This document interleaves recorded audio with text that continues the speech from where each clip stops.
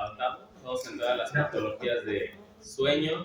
Como siempre, primero para la parte teórica, ya después viene la parte ya enfocada en las patologías. Bien, la parte teórica, pero las patologías, no prácticamente. ¿Dudas o preguntas hasta el momento de lo que haya pasado en los últimos 8 meses? 8 porque no les dimos clase primero.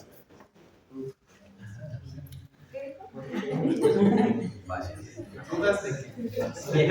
¿Quién es? Yo por un mes que no los veo, ¿verdad? ¿Dónde estaba? Necesitamos respuesta. Vayan a Acapulco.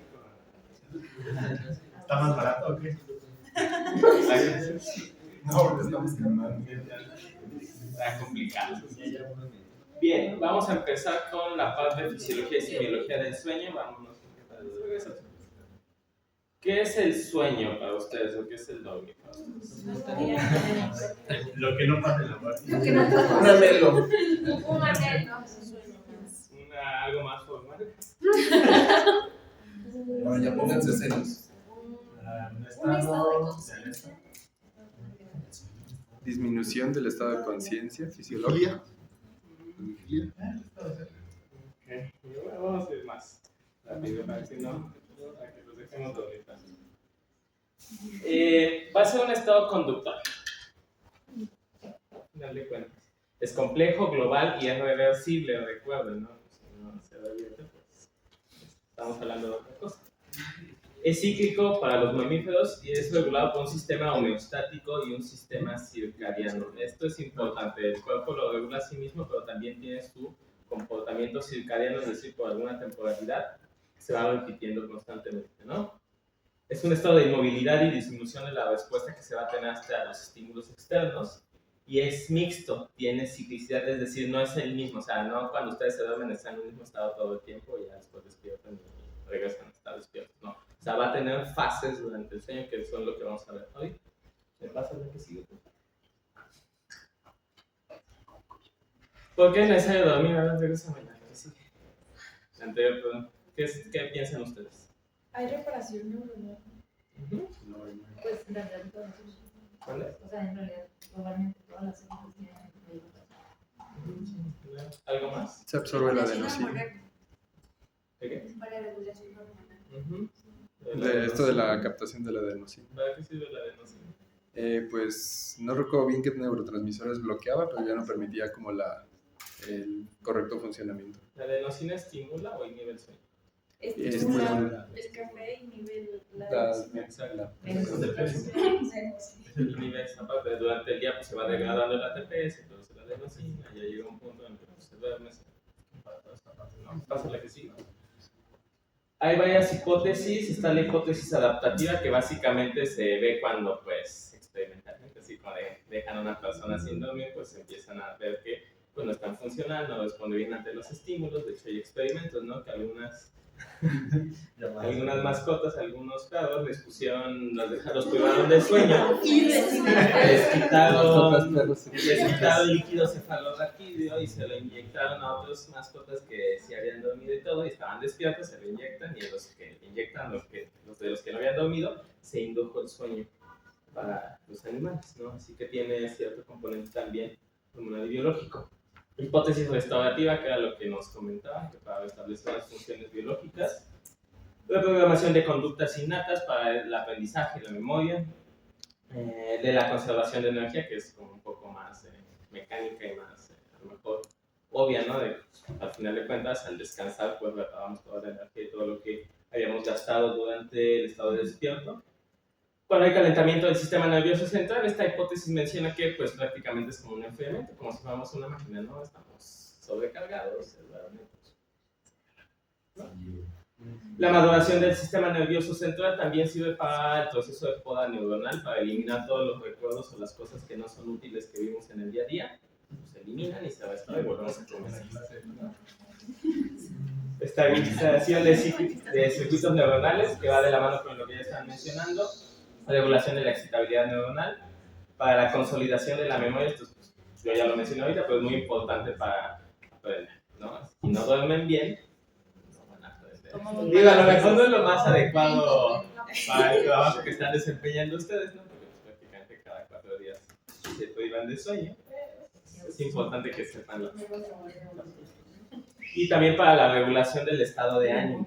Sirve para controlar un poquito las emociones. Las personas que no duermen normalmente muestran estados de ánimo más enojados, irritados, ¿no? Pasa la que sigue. Y eso es importante porque prácticamente, como psiquiatras. Para preguntarlo. Por supuesto, explorar. Soy enojado. Para poder El asunto es que sea todo para que el paciente duerma bien, todo lo que hagan no va a funcionar mucho. Todo. Inclusive, obviamente, las intervenciones psicoterapéuticas, todo. Si el paciente no duerme bien, el paciente no va a aprender. Me refiero a biológicamente a aprender. No va a poder replantear patrones, no va a poder nada. No se va a estabilizar su estado de ánimo, no va a mejorar la depresión, no se va a calmar la ansiedad. No va a tener más energía. Nada. Se pueden ayudar todos. Entonces, es muy importante el sueño, independientemente de que sea una patología propia del sueño, primaria o no. El sueño es crucial desde el día 1 que ven a una persona. Sí, también de los pacientes que tienen aquí en los pisos, ¿no? Como muchas veces se quejan de pues, que no pueden dormir durante la noche, ¿no? Los pacientes. Pero justamente me decía una doctora en un hospital, ¿no? Cuando llevé la materia de enlace, que pues la máxima es que deben de hacer que el paciente pues duerma, ¿no? En medida de lo que sea posible, ¿no? El dormir pues va a mejorar el estado de ánimo, un poquito repitiendo lo anterior. Va a regular el apetito, va a disminuir el enojo, la irritabilidad, va a mantenerlos jóvenes, la reparación de tejidos, síntesis hormonal, va a reducir el riesgo cardiovascular. Recuerden que casi todas las patologías que nosotros vemos tienen aumentado el riesgo cardiovascular, ¿no? Y también. Mejora la memoria, la atención y la concentración, las funciones cognitivas. Y respecto a la parte inmune, pues va a favorecer el sistema inmune. Hay producción de citocinas durante el proceso de sueño y se comenta que una siesta de 30 minutos aproximadamente al día pues puede proteger de infecciones respiratorias.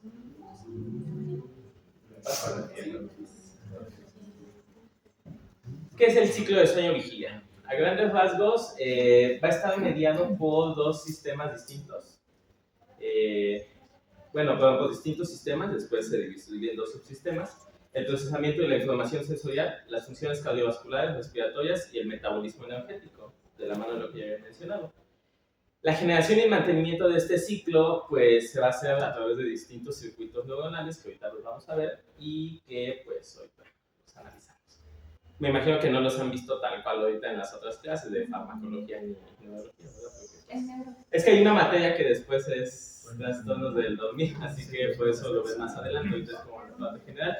Pero sí es importante que ustedes lo sepan y lo conozcan ya desde hoy. Me pasa la que sigue. El modelo que explica muchas cosas se basa en dos procesos, un proceso S y un proceso C, así se denominó en la literatura internacional. El proceso S habla de un proceso homeostático, o sea, de la regulación que tiene dentro del mismo cuerpo, y se define como la deuda que se le tiene al sueño, es decir, o sea, el estar despierto, todo esto lo que generamos, nos conlleva esta parte, ¿no?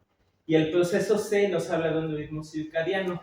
Es independiente del mundo exterior, se menciona, aunque sí está mediado por factores externos que, bueno, ahí como ven en el diagrama se llaman Zeitgeber, es una palabra alemana, que quiere hablar de factores externos, que por ejemplo el sol. Al final de cuentas el sol, la luz si no regula a nosotros nuestro ritmo circadiano, aunque propiamente nosotros ya tenemos las funciones cronometradas dentro del cuerpo.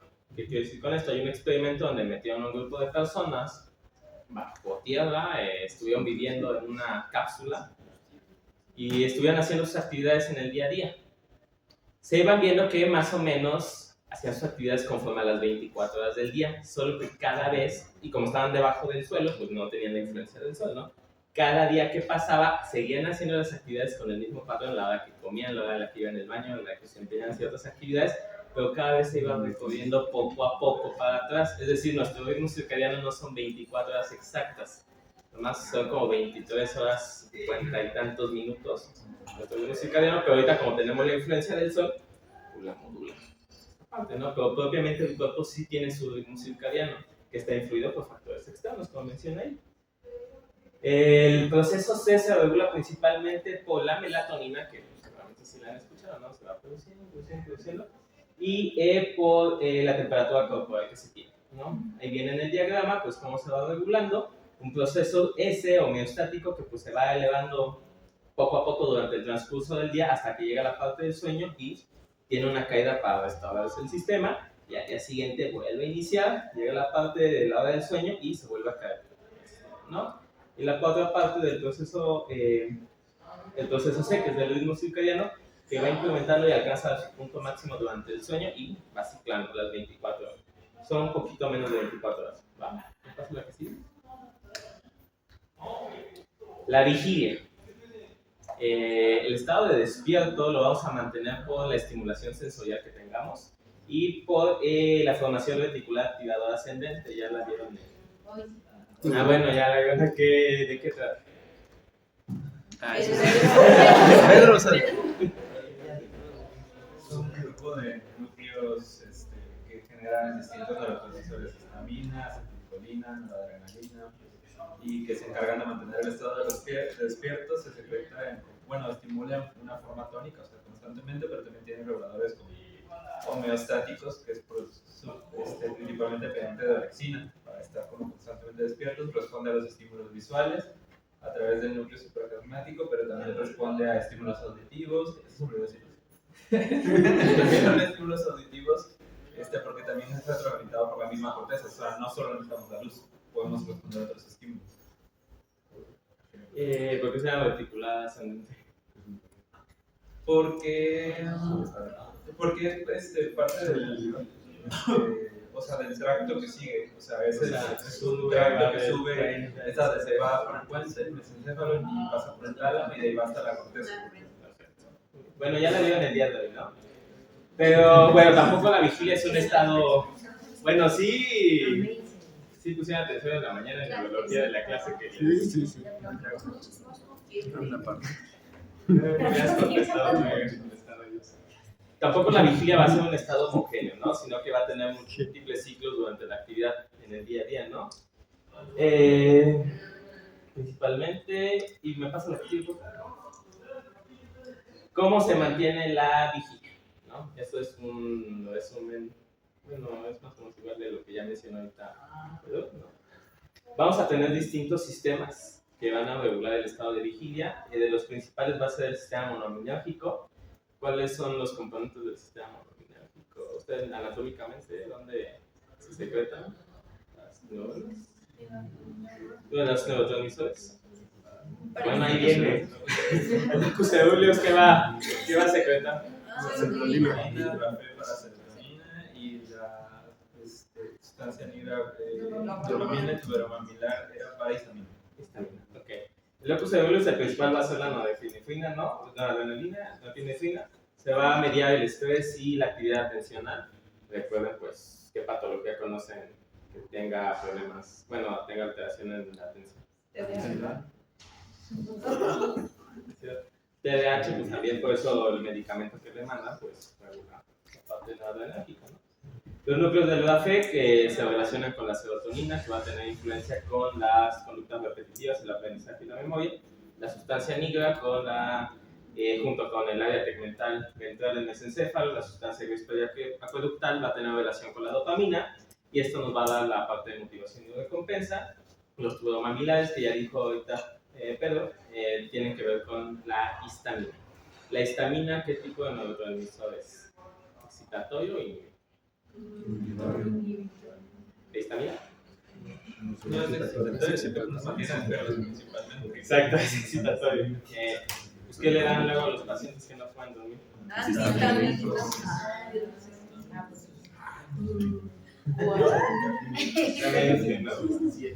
Tenemos las vías colinérgicas que van a estar en el núcleo pedúnculo continuo, principalmente en el del SA, o sea, la regulación, y el núcleo tegmental laterodorsal. ¿Para qué sirve la acetilcolina? Despolarización de. Está en el sistema nervioso simpático. Ahora sí. Cognitivamente, ¿para qué sirve? La atención. Para la atención también. Memoria. Ok. Es el más cognitivo de los números. No el único. Pues sí, es muy importante justamente. ¿Qué tratamiento de una persona que tiene enfermedad? Bueno, después les pregunto. Y las vías neuropeptídicas, ¿no? Que están las hipopretinas o las orexinas. ¿Por qué se llaman orexinas? Porque estimulan el apetito. Tienen los dos nombres, las hipopretinas y las orexinas, se llaman diferentes porque depende de quién lo descubre, ¿no? En Japón descubrieron orexinas, ¿no? En la parte occidental se llaman hipopretinas. Y están relacionadas con las conductas de la exploración, la prosocialidad y del consumo de alimentos. ¿Qué era la prosocialidad? Prosocialidad. ¿Cómo? No sé. A ver, un número del 1 al 35. Es que solamente podemos para Ay, no sé quién es. 15. A ver, tú ya que leíste en internet, ¿qué era la prosocialidad? Cuando se actúa a favor de todo el grupo, incluso a expensas de que eso te pueda afectar a ti mismo. ¿Ves? Socialismo. Ok. ¿Me pasa? Bueno, ahí está la representación anatómica de estos sitios, pues ya la leen en la mañana, ¿no? Bueno, y aquí viene la misma tabla de la diapositiva anterior, pero que es lo que secretan lo que es neurotransmisores, ¿no? ¿Me pasa la Pues entonces, esos son los mecanismos que nos mantienen en alerta. Una elevada cantidad de serotonina, aumento de los niveles de serotonina, noradrenalina, histamina, principalmente, ¿no? ¿Cuáles van a ser los mecanismos promotores del sueño? Pues el sueño, al final de cuentas, es un proceso activo. Esta es una visión, se dice reciente, pero reciente 20, 30 años, ¿no? Antes se creía que el sueño era una parte donde el cuerpo estaba en una actividad pasiva, mejor dicho, estaba en una parte pasiva donde no tenía mayor interacción hacia alguna otra cosa, ¿no? Aunque realmente es un proceso muy complejo. Prácticamente una tercera parte de su vida se la van a pasar durmiendo. Si viven 90 años, pues van a dormir 30 años.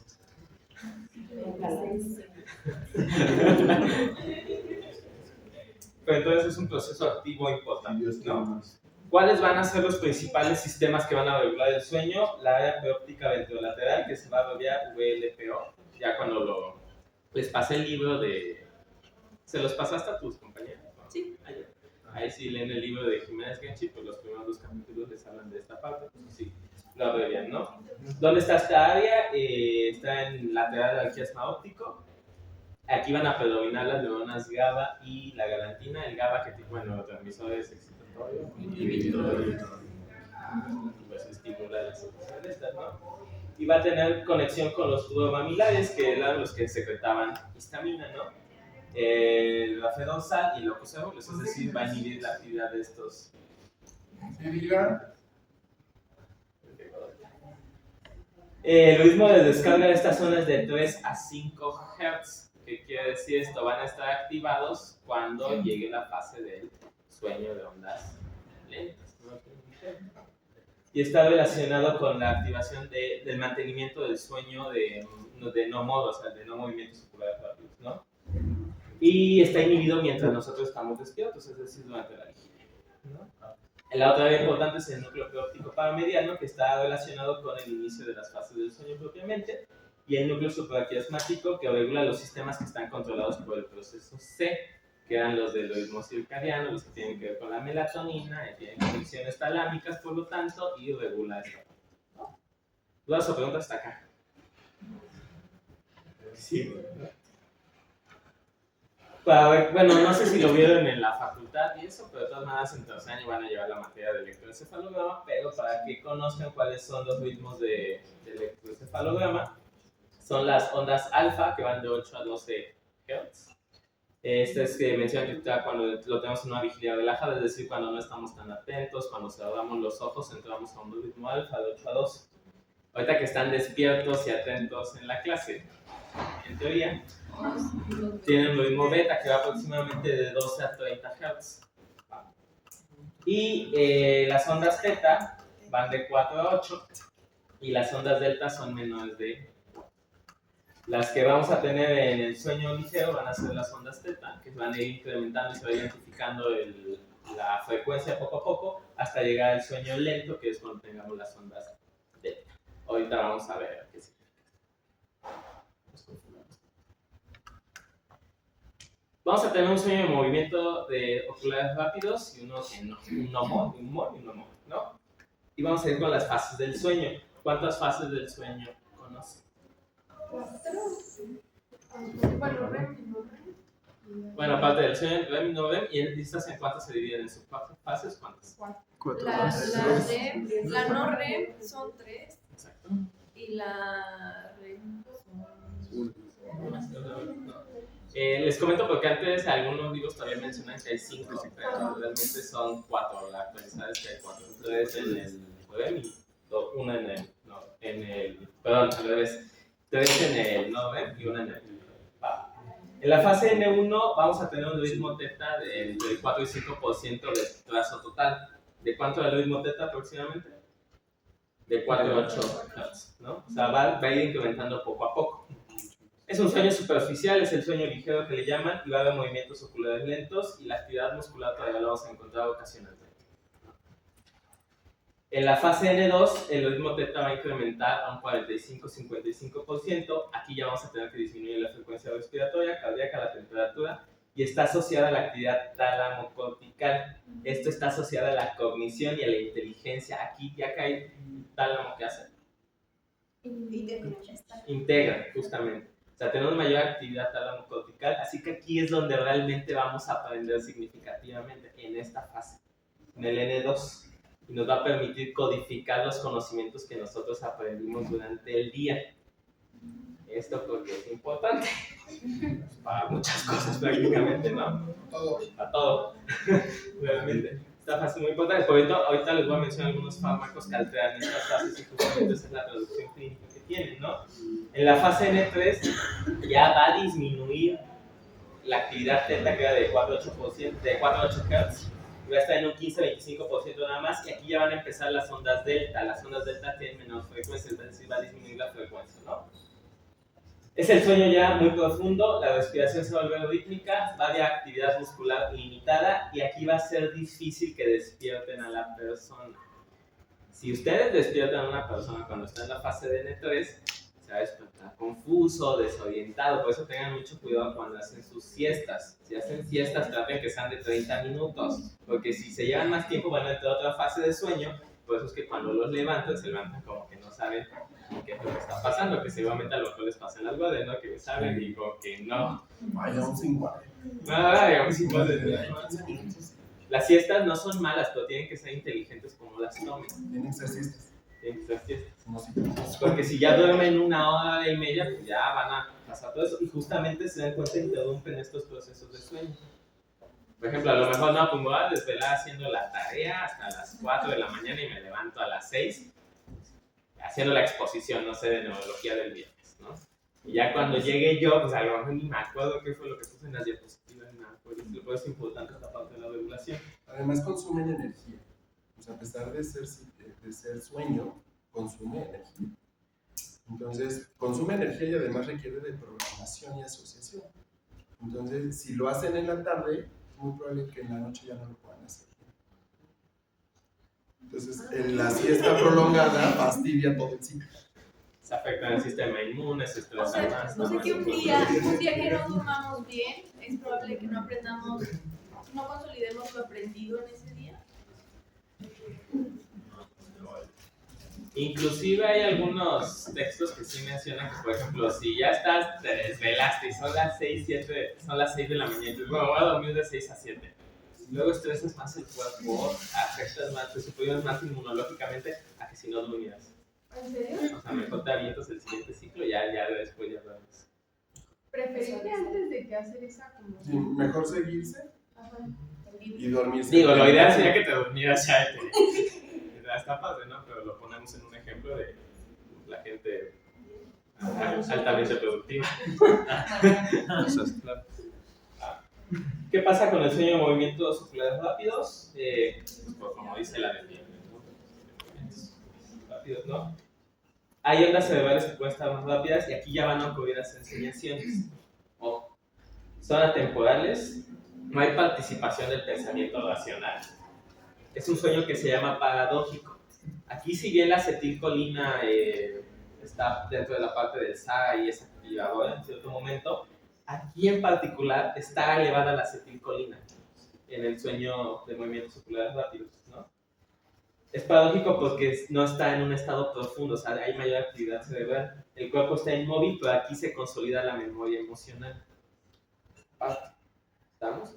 Las personas que tienen alteraciones en el sueño REM, pues probablemente puedan experimentar síntomas como de depresión, ansiedad.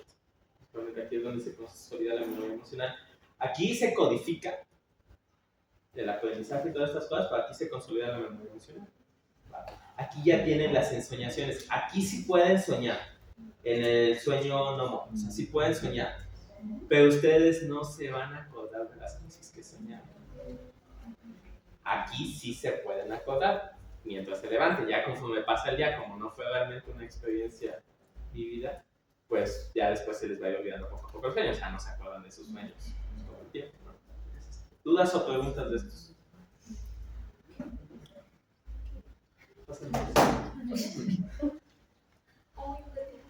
¿Qué son las sustancias reguladoras del sueño? Pues las que ya estábamos mencionando en las otras diapositivas. ¿Cuáles son sus características que deben producir sueño? Su inhibición va a reducir el sueño fisiológico. Las concentraciones de estas sustancias tienen variaciones en el ciclo de sueño y vigilia, no están presentes en las mismas concentraciones todo el tiempo. Deben actuar en los circuitos regulares del sueño, que ya fueron los que vimos. Y los niveles de estas sustancias van a estar alterados en los estados mórbidos. Cuando la persona tenga dificultades para el sueño, pues va a estar alterado, ¿no? Por ejemplo, de estas sustancias, el GABA, la adenosina, que ya la mencionó, que eran las preguntas que les iba a hacer, ya las contestaron. El óxido nítrico, la serotonina, la interleucina 1, las hormonas de crecimiento y el péptido intestinal vasoactivo. Por ejemplo, también hay algunos fármacos que pueden modificar estos ciclos de sueño, que pues, sí, obviamente hay un montón, ¿no? Pero de los que más utilizamos, por ejemplo, los inhibidores selectivos de la recaptura de serotonina van a disminuir el sueño, ¿no? ¿Sí? O sea, van a tener menos ensoñaciones. De hecho, si le preguntan a los pacientes, muchos les van a decir, pues ya casi. Y hay unos que producen como más ensoñaciones más vívidas, ¿no? Como el escitalopram. En ese caso, Del escitalopram no había checado, del que sí había revisado era la quetiapina. Hay algunos pacientes que sí lo mencionan, que tienen sueños más vívidos. No, sí, bueno, sí me acuerdo que había un paciente que me mencionaba, pero no me acuerdo que ella esa vez estaba tomando. Pero igual, o sea, no me acuerdo bien ahorita ese dato, ¿no? Por ejemplo, las benzodiazepinas van a suprimir el sueño MOD y van a disminuir la actividad colinérgica, ¿no? ¿Qué otros medicamentos tenemos? Por ejemplo, los que les preguntaba hace un rato, los inhibidores de la acetilcolinesterasa, ¿para cuáles conocen? ribatripina. ¿Y esos en qué patología las utilizan? En las ¿Qué pasa? Como inhiben la recaptura como son inhibidores de la acetilcolinesterasa, muchas veces estos pacientes se quejan, pues justamente de tener sueños más profundos, sueños más, o sea, aumenta el sueño, ¿no? Justamente. O sea, los fármacos que ustedes den, pues chequen cuál es la interacción que va a tener y esta es la traducción. Por lo que les preguntaba ahorita, ¿por qué le dan antihistamínicos a los pacientes? Porque la histamina es de los principales neurotransmisores excitatorios, ¿no? O sea, yo le estoy dando un antihistamínico, pues ¿para qué? Para que se pueda, para favorecer e inducir el sueño, ¿no? Lo mismo pasa con los antipsicóticos. O sea, nosotros cuando le damos un medicamento a los pacientes es una bomba respecto a los neurotransmisores, por eso es que debemos indicar con criterio, críticamente, los medicamentos, no lo mismo que les mencionan en las clases, no van a aventar el combo de su antipsicótico, su antidepresivo, su benzodiazepina y su alcohol de magnesio. Porque al final van a desregular todo esto, todos estos mecanismos, y estas van a ser las quejas que van a presentar los pacientes, ¿no? ¿Me pasa la que sigue, por favor? Tengo una duda, o sea, si entendí bien, los pacientes que tienen alteraciones en la fase REM del sueño van a tener alteraciones en la cuestión afectiva. Es lo que mencionaba, ¿no? Porque tiene que ver con la memoria emocional. Y si los ISR se disminuyen al sueño REM, ¿no sería como una especie como de círculo vicioso si aumenta mucho la dosis? ¿O hay algunos que tienen un perfil para hacer este efecto de alteraciones en esta fase del sueño? Eso se ve influenciado, bueno, con muchas cosas, pero también una cuestión del horario. De la vez cómo la administras, ¿no? O sea, el medicamento no está activo todas las 24 horas del día ni tiene esta parte, ¿no? Ah, Por eso eso se es que refiere como- se les sugiere como que no lo dependiente del manden, horario. por ejemplo, en la noche, Sí. porque en la noche te va a tener un montón de complicaciones. Y incluso no se les ha pasado que les mandan el medicamento y los pacientes se quejan de que justamente no descansan, ¿no? Pues, también la otra, ya dando la parte del horario, la serotonina pues regula toda esta parte activadora y eso, ¿no? Pero no nada más interactúan a nivel de serotonina estos medicamentos, ¿no? No es el único neurotransmisor que le pegan, ¿no? Pues que necesitas saber bien el perfil farmacológico. ¿Qué pasa? Disminuyen ensoñaciones, por ejemplo, los pacientes que cursan con trastorno de estrés postraumático, esa es la teoría que se tiene para eliminar algunas pesadillas inclusive. O sea, no es como tratamiento para las pesadillas, pero sí, le mando el medicamento, disminuye el REM, por lo tanto, no tiene esta parte de estas pesadillas, disminuye, ¿no? Principalmente. La otra también está por el, ¿cómo se llama? No sé si han visto que los pacientes se quejan mucho de que oh, ya no me siento deprimido, ya no me siento anedónico, ya mejoró mi apetito, ya mi sueño está más regulado, pero como que me siento así como plano, ¿no? ¿Entiendes? Aquí también está la explicación de cómo funciona ese mecanismo. Esa es la traducción de lo que tú me estabas preguntando, ¿no? Es como un aplanamiento, ¿no? O sea, no sé si, o sea, es mejor, es fácil, dice.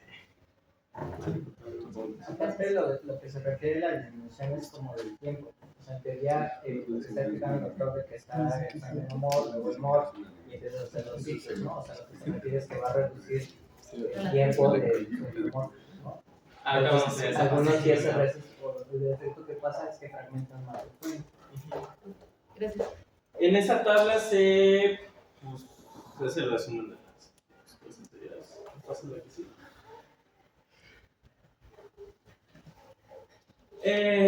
Viene el concepto de actividad onírica, que es la experiencia de los sueños que se tienen durante la fase del ciclo de sueño REM, ¿no? El cerebro, como ya les mencionaba, va a estar muy activo en esta parte y el cuerpo va a estar mayormente inmóvil. Hay un modelo que explica un poquito qué es lo que pasa con estos sueños, que es el modelo AIM, que habla de que hay una mayor activación durante el movimiento del REM, ¿no? Una I que hay unas que explica la entrada de los estímulos al cuerpo. Entonces ya cuando están en esta parte, no hay interpretación, no hay conexión con los estímulos que hay en el externo, los sensoriales, ¿no? Solamente interpretamos los estímulos internos. Por eso hay esta parte que, pues, si sueñan algo, va a ser con algo que esté propiamente dentro del cuerpo, ¿no? O sea, que tiene bloqueado la entrada de estímulos externos, pero los estímulos internos sí se procesan, ¿no? Y que la modulación en esta fase del sueño está potenciada principalmente por la actividad colinérgica y está suprimido por la actividad aminérgica. Y esto es lo que les comentaba el doctor hace unos segundos, ¿no? ¿Qué es un hipnograma? Pues va a ser la representación de las fases del sueño en papel.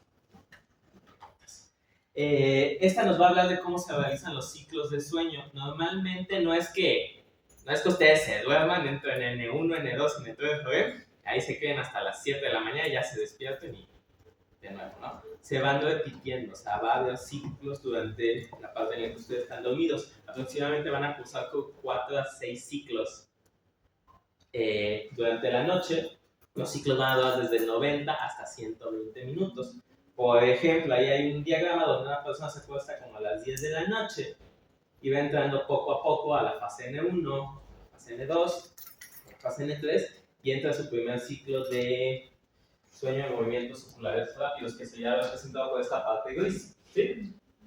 De ahí sale del ciclo normal, el primero dura aproximadamente 90 minutos, de ahí van durando un poquito más. Entra a la segunda parte y tiene otro segundo ciclo de fase de movimientos oculares rápidos, aquí hay un tercero y aquí hay un cuarto. ¿Qué observan ustedes en la imagen? No son regulares. Se va alargando.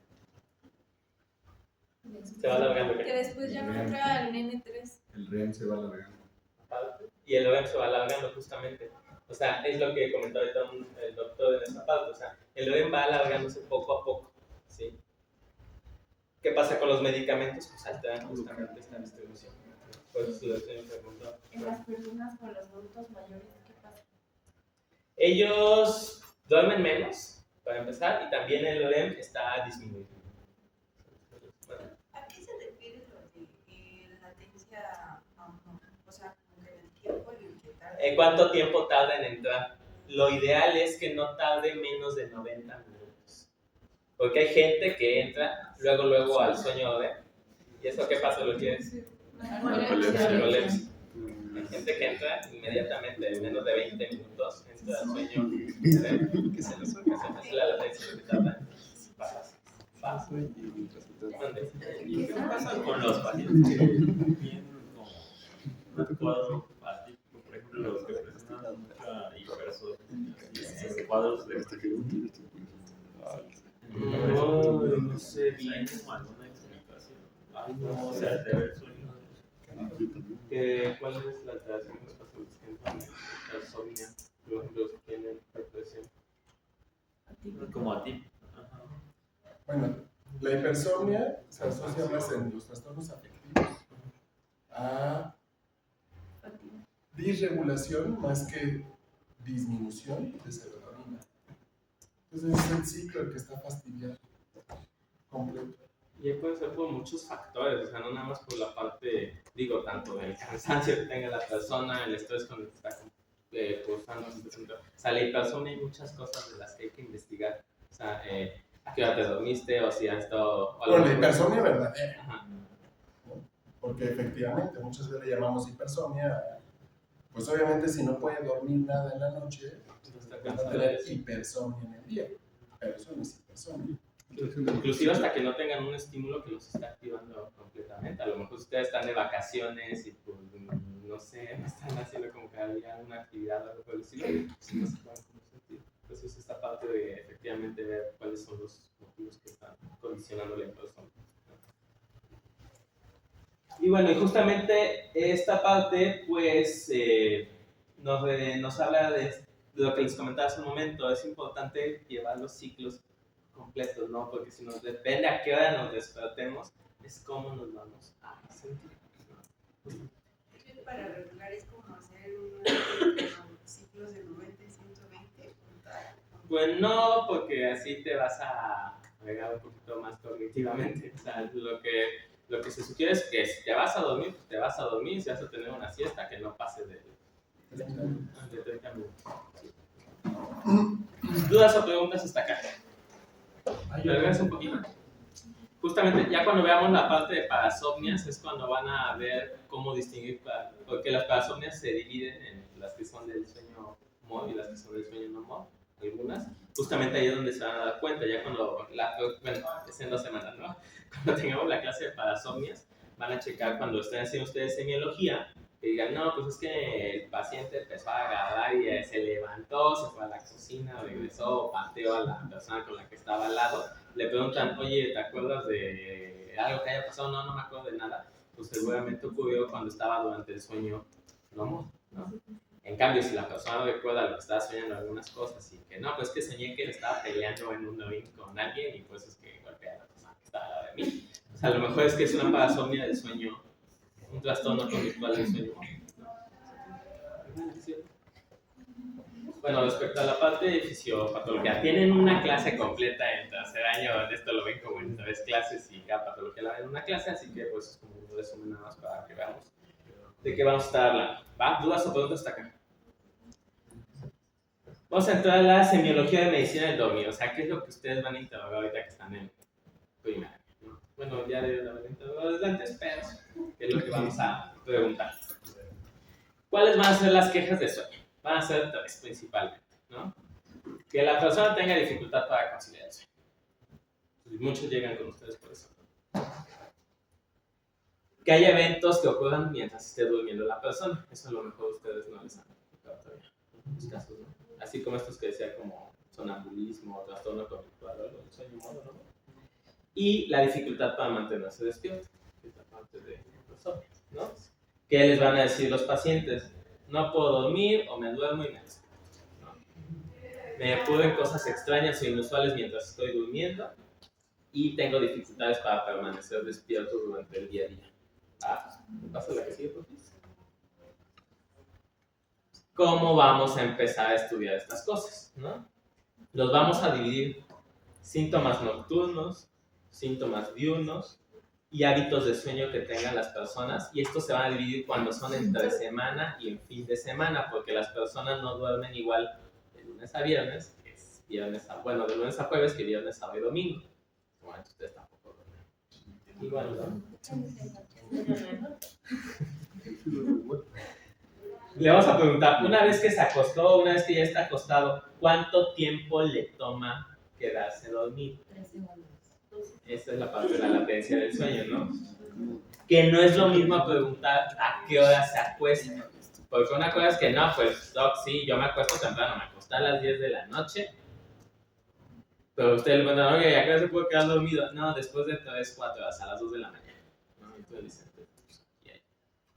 Chicas, ¿no? ¿Qué sería lo esperable? 30 horas, Menos de hora.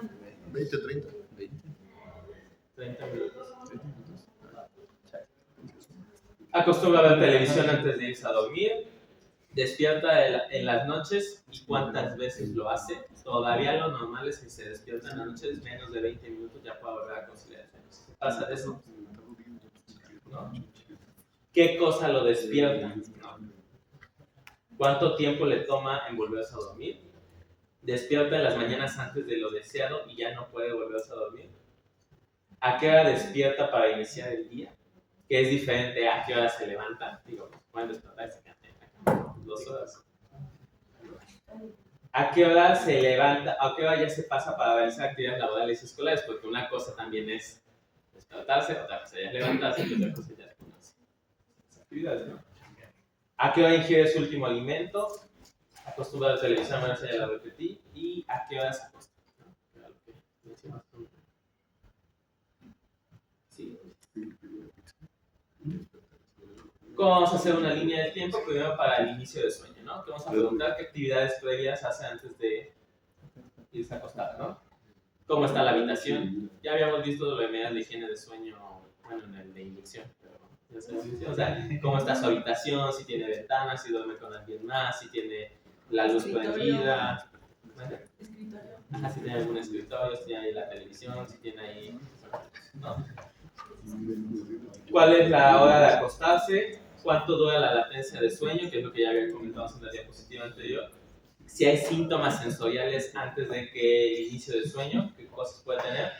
Alucinaciones visuales, alucinaciones auditivas, alucinaciones anestésicas. ¿Cuáles sean las que están? ¿Recuerdan las alucinaciones hipnagógicas e hinapómpicas? Hipnagógicas es al inicio. Hipnagógicas al despertar. ¿Cómo? Hipnagógicas antes de quedarse dormido y hipnagógicas Ya la despertar. Si hay síntomas motores como piernas inquietas, que lo vamos a ver en la siguiente clase, movimiento rítmico o periódico, o movimiento anormal, que pudiera tener ahí un conjunto de epilepsia o algo por el estilo. Y si hay parálisis de sueño, ¿cómo preguntan la parálisis de sueño? ¿Alguna vez le ha pasado a alguno de ustedes?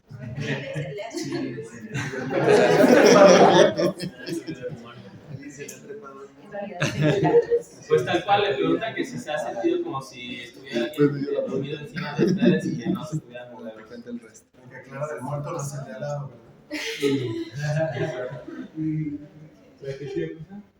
¿Qué van a preguntar durante el sueño? Si roncan, ¿no? Y si lo hace, ¿qué tan fuerte? Pues si lo escucha la persona que está al lado, si lo escuchan como a 2 metros de distancia, o que inclusive si están en otra habitación, se escucha cuando la persona está roncando. Si tiene si tiene menos de 3 veces por semana que ronca, pues eso puede ser habitual, no hay ningún problema. Pero si ya ronca más de eso, ya hay que preguntar más cosas, ¿no? Si hay síntomas de como que se ahoga, apnea, que si nota a alguien que está al lado que deje de respirar el paciente, ¿no? Si hay reflujo, tos, dolor, diaforesis, chicos, alertamiento, despertares se definen como más de 15 segundos de duración, o sea, si pasan más de 15 segundos y se duerme, despertar. Movimientos anormales, conductas complejas, esto de que se levante, haga algo, o hable, platique o diga, ¿no? O si hay enuesis, ¿no? Lo que van a preguntar durante el sueño. La que sigue, pues. ¿Qué van a preguntar en la parte de cuando se despierta la persona, no? Pues si fue reparador, o sea, le van a preguntar, oiga, descansó, se sintió bien ya después que se despertó. Si hay cefalea, si hay serostomía, si hay dolor, obstrucción nasal, parálisis del sueño, o si tienen conductas automáticas, ¿no? Lo regresamos a lo mismo, ¿no? Que ustedes a media guardia, no sé si les ha pasado que despiertan al del 3er año y Dice, oiga, doctor, revíseme esta referencia. Ah, sí. A lo mejor ni siquiera lo hizo consciente, ¿no? Sí. Me pasa la que sigue, por favor. Y dentro de la línea del tiempo también me va a preguntar de síntomas diurnos, cómo estuvo durante el día. Es decir, no, cuando pregunten de sueño, no nada más se van a quedar a la parte de cuando se acostaba, cuando se durmió y cuando se levantó. También hay que preguntar cuál es el funcionamiento de la persona en el día a día, ¿no? O sea, qué es lo que está pasando, ¿no? ¿Cuál fue su desempeño cognitivo? Si puede hacer bien las tareas, las actividades del día a día, ¿no? Si hay hipersomnia, si hay un estado de ánimo, por ejemplo, de enojo, que estén enojados todo el día, pues a lo mejor están enojados todo el día porque no durmió bien, ¿no? O si se siente con anedonia, si se siente triste, decaído, hay que diferenciarlo viendo un episodio depresivo, ¿no? No vayan a pensar que está deprimido cuando en realidad a lo mejor está mala su calidad de sueño. Si hay irritabilidad, si hay siestas y si realiza siestas durante el día, ¿cuánto duraron estas? Si tuvo ensoñaciones y si el sueño que tuvo fue reparado, ¿no? Porque eso también les va a orientar mucho, ¿no? Una persona, por ejemplo, que tenga narcolepsia, pues queda dormida así de la nada, ya está sueño y todo, lo levantan y a lo mejor les indica otra cosa, ¿no? ¿Y cómo es el funcionamiento diurno? Realmente todas las actividades que está haciendo en el día a día tienen que investigar todas estas cosas.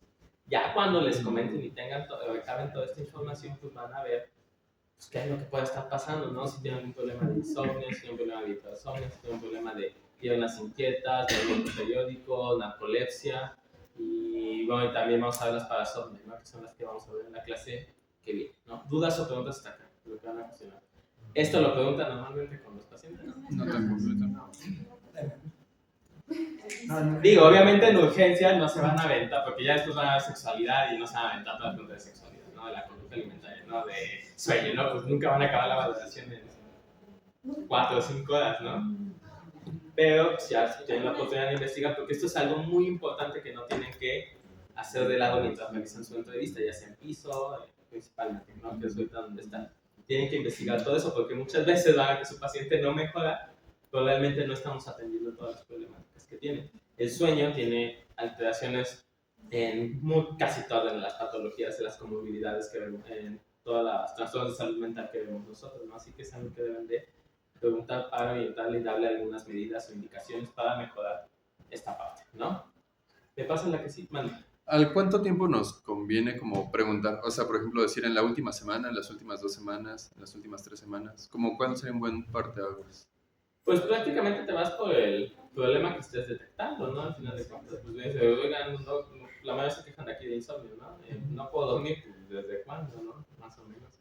Al menos siempre pregunto como algunas las últimas 2 semanas cómo ha estado, ¿no? Pero normalmente el paciente, el problema que va a tener, pues va a tener más tiempo de evolución, ¿no? Que es lo que le vas a estar cuestionando. Ok. También es importante, si llegan por no dormir, pero ustedes detectan que tiene otra cosa aparte del problema de sueño, como tal, ¿qué empezó primero? O sea, lo esperable es que si la alteración del sueño es un síntoma o parte del trastorno que detectaron, obviamente empieza después. Pero muchísimas veces, por ejemplo, los trastornos afectivos, particularmente depresión, no solo depresión, también trastorno mental, empieza antes, mucho antes, el trastorno de sueño. Que no quiere decir que sea primario, necesariamente, porque puede ya empezar a alterarse el ciclo sin que, digamos, que cuaje el trastorno afectivo. Es un indicador muy importante esto del sueño. Por ejemplo, cuando vemos la clase de trastornos neurocognitivos, a lo mejor la primera manifestación de una demencia es un trastorno, es una parasomnia. Muchas veces es indicativo. O sea, si ustedes tienen una parasomnia a los 40, 50 años, hay que investigarlo. O sea, es algo que puede ser de riesgo, ¿no? Hay que tener como precaución, porque esto es muy indicativo. Ahí están como que cuánto tiene que dormir. ¿Me pasa la que sí?